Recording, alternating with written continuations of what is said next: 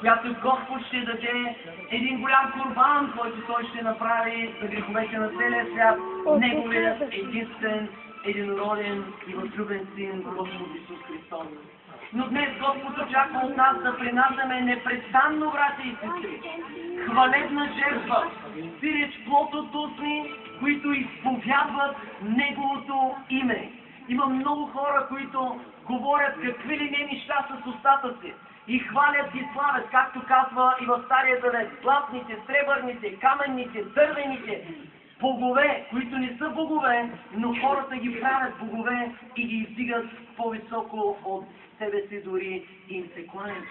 Но Божието Слово на нас ни насърчава да принасяме хвалебна жертва и нашите уста да изповядват едно единствено, свято и достойно за хвала, за почет и за поклонение име. Името Исус Христос. Плод от устни, които изповядват Неговото име. Нека Бог да ни благослови. Да изповядаш Исус, това е велика привилегия. Да изповядваш Исус, това е за ръката на Господаря, на Царя на царете и Господа на господарите. За ръката на нашия небесен Отец. За ръката на нашия Господ Исус Христос. И тази вечер ние ще говорим за това. Но първо искам, ако имате Библии, нека да прочетем едно слово от Евангелието на Матей, 16 глава. Едно познато слово, познато на всички, които се четат Библиите. В 16 глава Исус Христос задава един въпрос на своите ученици, според както казват хората, кой съм аз? И това нещо до ден днешен не е спряло. Господ продължава да задава този въпрос на човечеството. Кой съм аз за тебе? Кой съм аз според хората? И кой съм аз за теб самия? Кой съм аз? И вижте, апостол Петър се отвори устата и каза, това е Евангелието на Матей, 16 глава, от 16 стих надолу. Ти си Христос, Син на живият Бог. Слава да бъде на Бога. Ето една изповед, която избира от едно вярващо сърце. Ето една изповед, която, ако човек я прави с искрена вяра, няма да види смърт. Нека Бог да ни благослови. Но е преминал от смърт в живот и името му е записано в книгата на живота. Ето една изповед, която, ако не представаш да я изповядваш в този свят, никога дявола няма да може да те победи, братко и сестро. Нека Бог да ни благослови. Не да изповядваме тези известни личности днес, като фолк, певици, певци, като филмови артисти, като други такива, които в света искат имената им да бъдат на почет и хората да обменят техните имена в своите разговори. Нека Бог да ни благослови. Ние имаме една задача от Царя на царете и Господа на господарите, да изповядваме името на Господа Исуса Христа. Ти си Христос, Син на живия Бог. И тогава Исус му каза на Петър, блажен си, Симоне, сине Йонов, защото плът и кръв не са ти открили това, но моят Отец, който е на небесата. Моят Отец открива тази истина, за да се спасиш. Нека Бог да ни благослови. Има рай, но има и ад. И много хора, които живеят днес по лицето на земята и на края на земния си път, няма да видят небесното царство, но ще отидат на вечни мъки да плащат за всички злини, които са извършили по лицето на тая земя. Бог да ни благослови. Но с тази изповед ние наистина можем да наследим вечен живот. Моят Отец, казва Исус, ще откри тази истина. Моят Отец заработи в твоето сърце и в твоят ум. И това ти не го изговори сега от себе си. Нека Бог да ни благослови. Истинските вярващи, в тях пребъдва Божият свят и дух. И дори Исус Христос казваше, ако ви поведат да ви затварят или да ви изправят пред царе, пред управници, не мислете какво ще говорите в този час, защото в същия час ще ви се даде какво да говорите, защото не вие ще говорите, но пребъдващият във вас, Святи Дух, пребъдващият във вас, Небесен Отец, пребъдващия във вас Исус Христос ще говори от вашата уста. Нека Бог да ни благослови. И тогава Исус Христос му каза нещо много важно на Петър. И аз искам с това да започна тази вечер. Пък и аз ти казвам, че ти си Петър и на тази скала или тази канара ще съградя моята църква и чуйте, и портите на ада няма да й наделеят. Това са думи на кого? На Господа Исуса Христа. Той каза, небето и земята ще преминат, но моите думи няма да преминат. На тая канара ще съградя моята църква и портите на ада, силите на ада, най-голямата сила, която може да се опълчи срещу тебе, това не е човешката сила, това е силата на дяволските планове, намерения, дяволските сили, демони и паднали ангели и така нататък, неговия антураж така, може да бъде насочен срещу вярващите хора. Но какво каза Исус Христос? Портите на ада няма да им наделеят. Нека Бог да ни благослови. Господ те насърчава тази вечер. Има ли от какво да се страхуваш? Има ли от какво да се боиш? Има ли какво да те притеснява?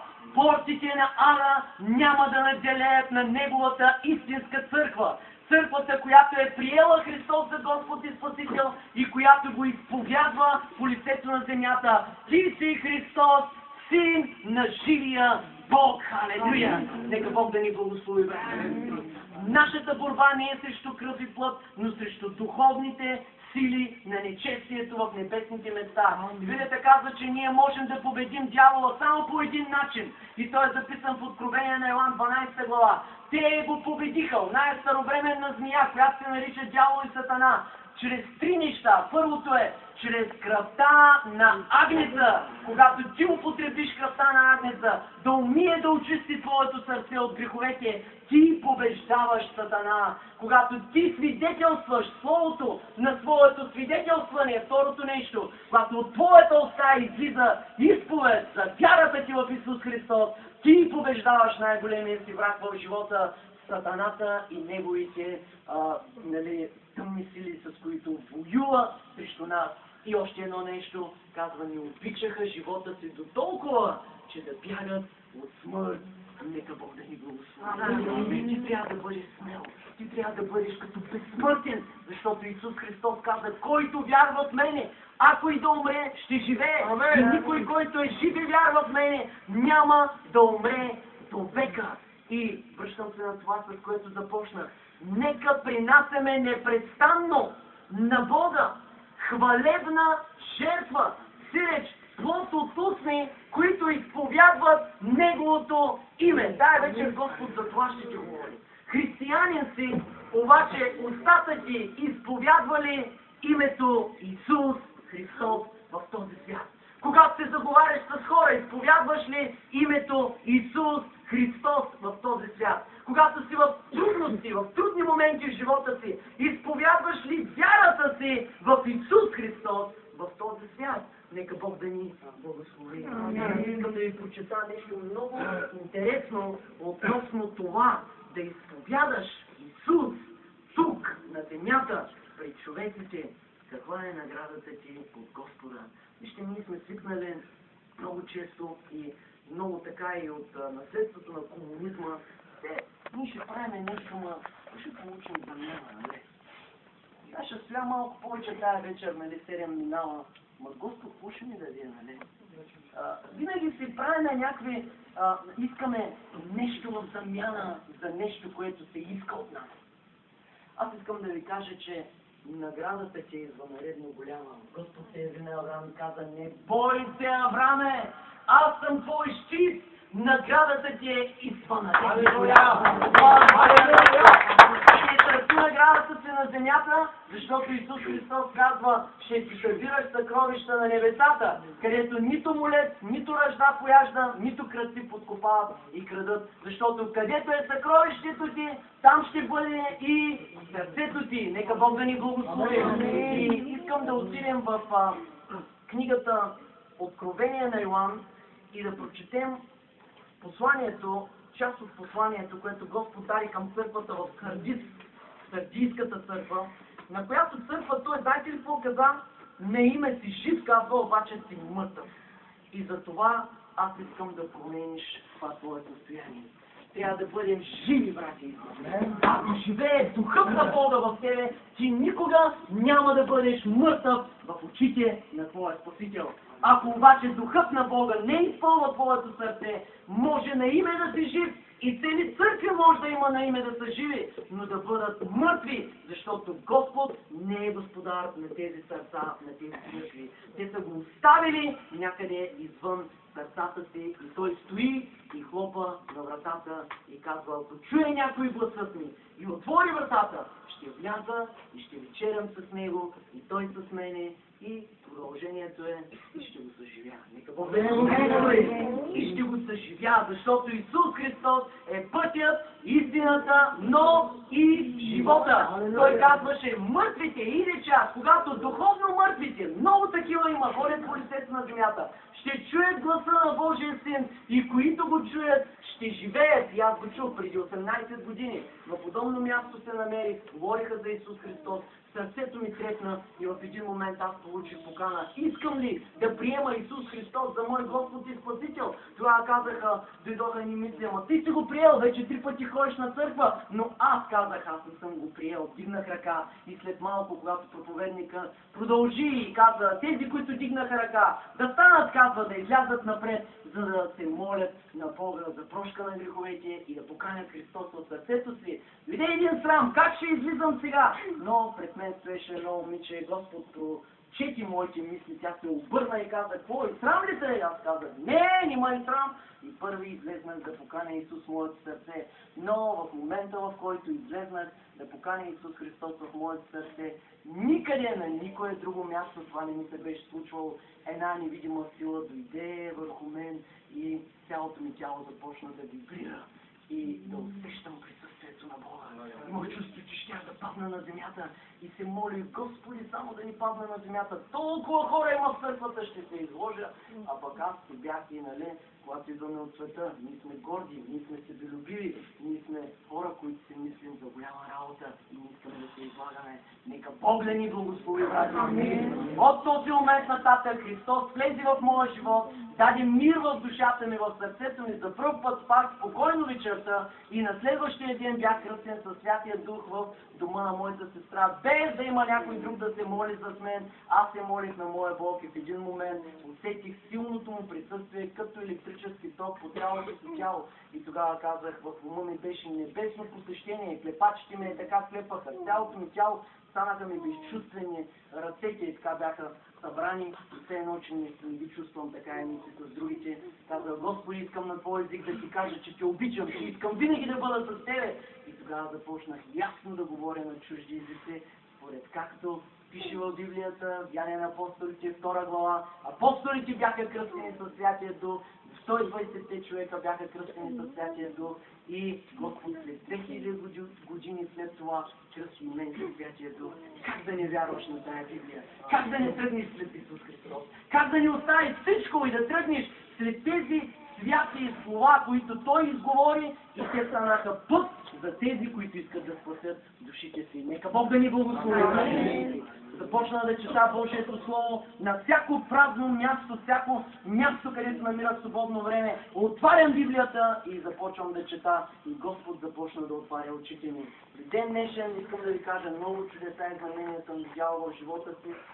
Много на много молитви Господ ми е отговорил. И Господ ни показва постоянно, че ние се подготвяме за един нов свят. Ние се подготвяме за едно ново време, в което Господар и владетел и цар на целия свят ще бъде не този президент, не онзи президент, не този, който има повече пари или този, който има повече оръжие, а онзи, който умря за греховете ни преди 2000 години.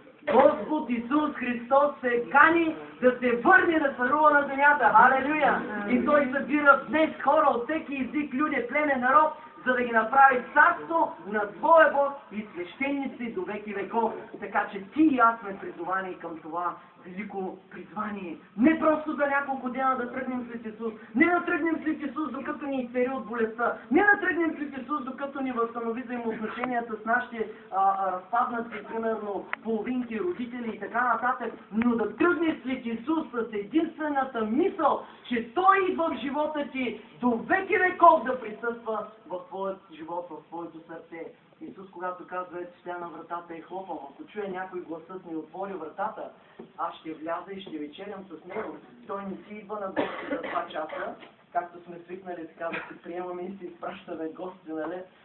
Днес го казах, той е пример в Теолюбено махала. Там 3 души чуха гласа на Бога и поканиха Исус Христос в сърцата си и за тях днес беше спасителен ден. Слава да бъде на Бога! Може би и за той се забавихме. Дед казва Павел, не си го Божия сметка това нещо, нали, и не осъждайте за това, защото Господ е извършил вечни неща в службата в Любено махала. И там аз им казах, една жена дошли на гости и тя казала, ко щеш да правя, ко щеш да правя?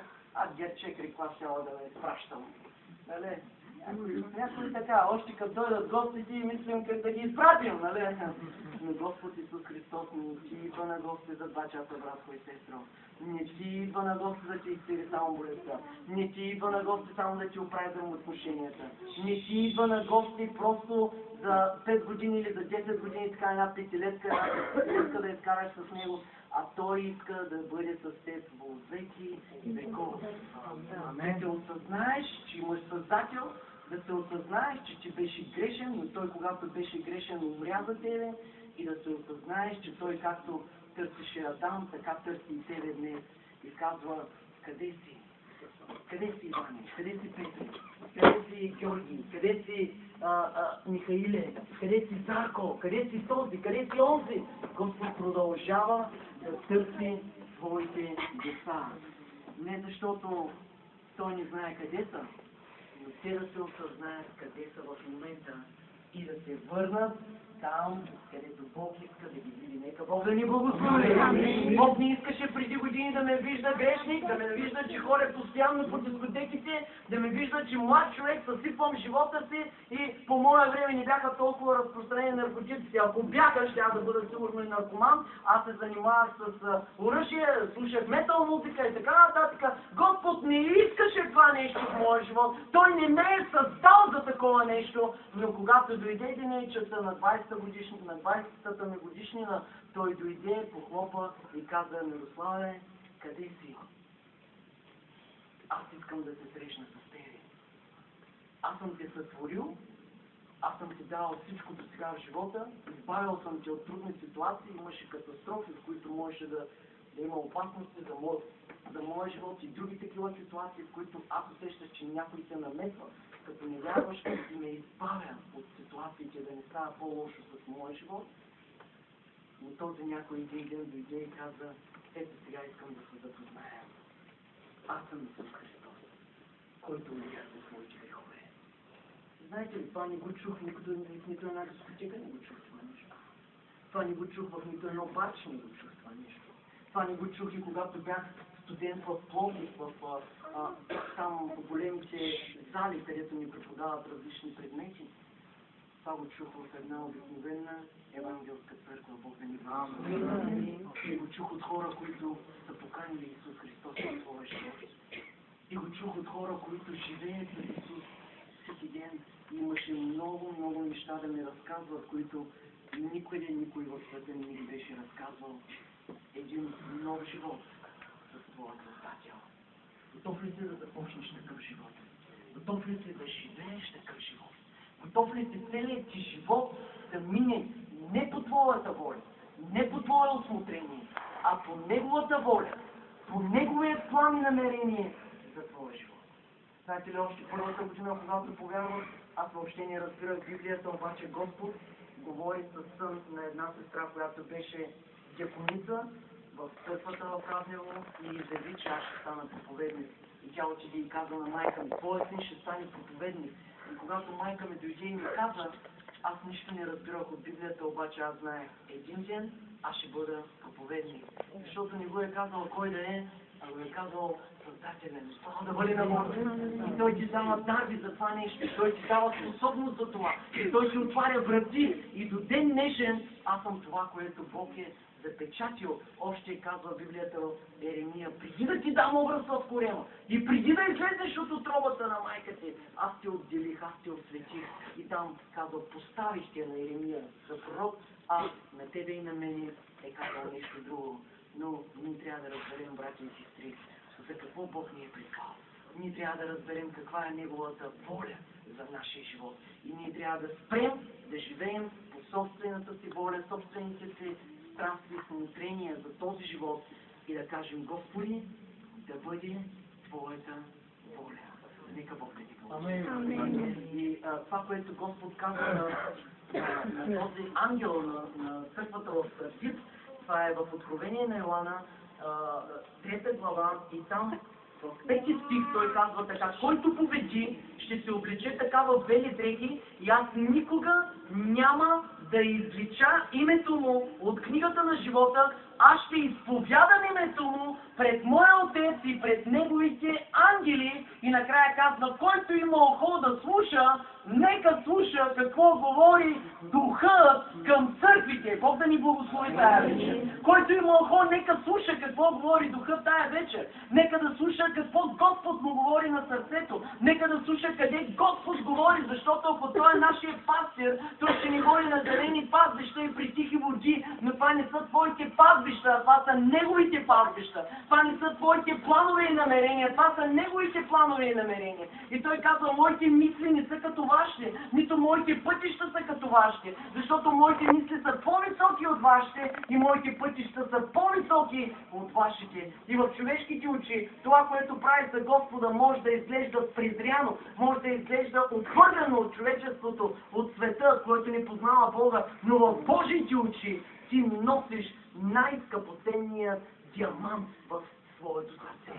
Господа Исуса Христа, Неговото присъствие, дарбите, които Той ти е дал. И знаете ли, когато Господ ме е дал тая дарба, аз да проповядвам, аз от време на време го правя, знаех, че го имам това нещо, дадено от Бога.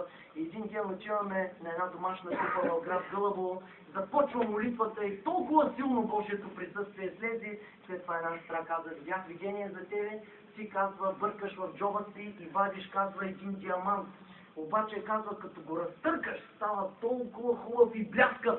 Обаче ти казва, от време на време го вадиш и от време на време го разтъркваш. И се случи, че аз проповядвах на тая домашна група, накрая тя каза, ей, това е диаманта, по-често да го вадя и да го употребявам. Нека Бог да ни благослови.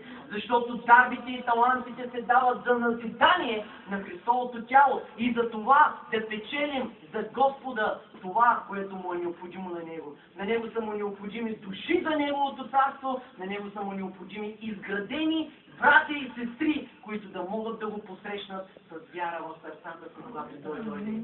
Защото всички дарби и таланти съдействат за това църквата на Исус да бъде подготвена. Халелуя! Ние трябва да се насърчим. На тая канара ще се градя моята църква и портите на ада няма да й наделеят. Така че не се страхувай, не се плаши. Но вижте какво казва тук Господ. Аз ще изповядам името на такъв човек, който победи, който не е само на име жив, но действително Божия дух живее в сърцето му и е жив християнин. Казва, аз никога няма да залича името му от книгата на живота. Ами обратното как е, братя и сестри? Ако ти си на име жив, да си мъртъв в Божиите очи, ако ти не мъриш за Божието Слово, ако ти не мъриш за молитвата, ако ти не мъриш за призванието си, ако ти не мъриш за църквата, ако ти не мъриш за живота, който има да изживееш по Божията воля, тогава за какъв рай те готвиш, брат, който е искал?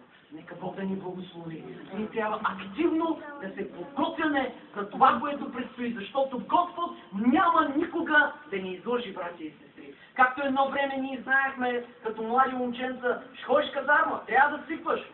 Не ударил се, нещо стало. О, няма нищо. Ти ще ходиш казарма, свиквай. Това, че го набиваха гласа. Защо? Защото докато не мина мини казарма и после да дойде друго време, казармата не беше нещо отменено. И всеки един с мъжки пол отиваше и принасяше тая военна служба като служба пред държавата. И всички знаем, трябва да се готвим, защото наистина ще ходим в казармата. Бог да ни благослови. Същия начин, ако ти искаш да си в рая, ако ти искаш да царуваш с Христос, ти трябва да се мотивираш и да се подготвяш активно за това, а не да казваш, ами, какво дойде, какво ще стане. Защото вярвата ти в Бога не е така, както аз много често го казвам. Това, дали ще вярваш в Бог както трябва, не е като това, като съм безработен, дали се запиша на борсата. Не, люди, аз съм се записал на борсата и никаква файда няма от това нещо. Нали? Няма разлика, кой знае каква, но вярата ти в Бога не е такова нещо. Разликата е огромна. В Малахия се казва, в онзи ден, тогава отново ще разсъдите между праведен и нечестив, между онзи, който служи Богу и онзи, който не му служи. И знаете ли Бог по повод на какво ги каза тези думи? Някои хора казваха, на празно служим на Господа. И може би да има и тук между нас такива хора, дявола да ви е замотал умовете в някакви ситуации, особено когато сте били атакувани. На празно служим на Господа. Не виждаме никакви, кой знае какви плодове. Не виждаме кой знае какво в нашия живот. Не виждаме кой знае какви благословения. На празно служим на Господа. И ако ти си го казвал това нещо, покайте тази вечер, защото Господ казва, че ти събираш съкровища на небесата, където никой не може да ти ги вземе. И трудът ти в Господа не е напразен. Нека Бог да ни благослови. Трудът ти в Господа не е напразен. Ако с една чаша вода само напоиш един Христов ученик, ти няма да загубиш наградата си. Представете ли се за какво става въпрос? А колко повече от една чаша вода ти можеш да направим в нашето ежедневие. Ако се оставиш на Господа да ходи с твоите крака, да говори с твоята уста, да докосва с твоите ръце, тъй като Бог иска ти да бъдеш храм на Святия Дух, тогава плодът ти наистина ще бъде стократен, защото Господ ще направи да имаш и да изобилваш с плод. В 15 глава се казва, че Исус Христос говори на своите ученици, аз съм лозата, вие сте пръчките, казва всяка пръчка в мене, която дава плод, той я очиства, за да дава повече плод, а всяка, която не дава плод, какво я прави? Погалва я така, нали, средства я, благославя я, няма такова нещо, казва, отрязва я. После ги събира, тя изсъхва. Няма живот в такава пръчка. Тя изсъхва, събират ги и ги хвърлят. Къде? На средното място. Има сега рай, има яд, но има едно средно място в главите на хората, го има постоянно. Където и сега не сме толкова добри да сме в рая, не сме толкова лоши, сега пак чак пада да напърво. Обаче истината е разочароваща. Няма средно място, брати. Нека Бог да ни благослови. Йоан още, когато беше изпратен като предтеча да мине да устрои пътя за Господа, той каза, пригответе пътя за Господа. И казва, брадвата лежи при корена на дърветата. Ако някое дърво не дава добър плод, какво се прави? Тича се и в огъня се хвърля. И Господ като казва така една истина от 2-3 места, като се потвърди, да знаете, сериозно е възприемане. И много често Исус каже, истина и казвам. Той те казва, това не е вярно. Обаче Исус продължава. Истина и казвам. Който служи на мене, казва, мене нека последва. Дето съм аз, там ще бъде и служителите. Да ни благослови. След като повярваш в Исус, Бог иска да започнеш да му служиш. Обаче не да служиш на твоите си охоти и твоите си щения, а да служиш на Господа. Да видиш как се служи на Господа от Неговото Слово, не от някъде другаде. Да видиш как някои хора, които постоянно следят Божието Слово, как го правят. Да видиш какво Бог лично на теб ти е дал. Да видиш къде можеш да се включиш, защото Господ иска да започнеш да събираш съкровищата. Някой може да каже, не е рано още, брат. Аз мисля, че 5 годинки ще почна да го правя това нещо. Да, но Библията казва, след 5 годинки може да те няма на този свят. Бог да ни го благослови. Днес Господ говори. Днес Господ иска да чуеш гласът му. Днес Господ иска да вършиш това, което му е угодно. Аз ще изповядам името му пред моя Отец и пред неговите ангели. Това знаете ли на какво ми напомня? На едно слово, което Исус Христос изговори в Евангелието на Матей и в Евангелието на Лука. И нека да чуем това, което той каза в Евангелието на Матей. 10 глава той казва така. И така, всеки, който изповяда мене пред човеците, ще го изповядам и аз пред моя Отец, който е на небесата. Но всеки, който се отрече от мене пред човеците, ще се отрека и аз от него пред моя Отец, който е на небесата. Това чуваме ли го ние като християни? Това повярвахме ли го ние като християни? Това знаем ли, че основно нещо за това името ти да остане в книгата на живота? Ако твоето име не остане в книгата на живота и в някой момент от твоя живот Господ го заличи, в онзи ден, когато трябва да се изповяда името ти, тогава няма да се изповяда. И ако не се изповяда от Исус Христос твоето име пред Отец и пред Божиите ангели, тогава ти няма да бъдеш спасен. Тогава всичко, което си слушал, ще остане само нещо, което някой ще го преживее, ще бъде цяла вечност в него, а ти ще съжаляваш, че ти е минало от едното ухо в другото и не си взел на сериозно думите на Господ Исус Христос. Нека Бог да ни благослови. Затова Словото Божие казва, който има ухо да слуша, нека слуша. И аз се моля тази вечер всички тук, които стоите, да имате уши отворени във вашите сърца. Да, гледам, че имате тук на главите си, но се моля да имате отворени уши във вашите сърца. Защото Господ казва, моите овце слушат гласът ми и аз ги познавам. И те ме следват. И аз им давам вечен живот. И никой няма казва да ги изграбне от ръката ми, защото те са в ръката на Отец, а Отец е по-голям от всички. Моите овце. Отначало не си овца. Отначало си агънци, като повярваш. Но агънците кого трябва да слушат, брати? Много вярващи. Кого трябва да слушаш? Твоите приятели, дето ходят под тръмна глобка, и дето всяка вечер се опиват и ходят в този сукак, в ония сукак, трябва да слушаш гласа на овцете, да слушаш гласа на по-старите вярващи, какво ти приказват тези брати, на къде те насочват тези брати. И не тези, които на име са живи, но са мъртви, но да слушаш тези, които Божия дух живее в сърцата и не обичат Исус Христос. Тези хора може да тръгнеш след тях. Исус каза, слепец се пет алкохоли и ще падне двамата в яма. Но ако този човек не е слепец и пътува към небето и ти тръгнеш след него, тогава и ти ще бъдеш в небето един ден. Бог да ни. Така че взаимно трябва да се назидаваме, да се изграждаме и да се насърчаваме, да чуваме Божия глас и да следваме по Неговата воля. Най-често Божия глас, знаете ли откъде се чува? Чува се от Божието Слово. Той е ориентиран, той е основното, той е това, с което сверяваме всички други проявления, които има в нашия живот. Защото освен Бог има и дявол, нали знаете? Дявол също може да дава сънища, може да дава видения, разни работи, но ако нещата са според Божието Слово, ако ти си добър Христов ученик, тогава показва Исус, чистите те ще виждат най-много дяволи. Те ще виждат Господа. Алелуя! Чистите по сърце, те ще виждат Господа. Те ще общуват с Господа. Те ще ходят с Господа. И те ще познават Господа. И когато познаваш Господа, ще познаваш присъствието му, ще познаваш гласът му, ще познаваш сърцето му, ще познаваш характерът му, ще знаеш в тая и по най ситуация как би реагирал Исус Христос. И ако не знаете как да реагирате в някоя ситуация, задайте въпроса. Исус би ли направил това, което аз направих? Просто си задайте въпросичен въпрос. Как би реагирал Исус сега в тази ситуация?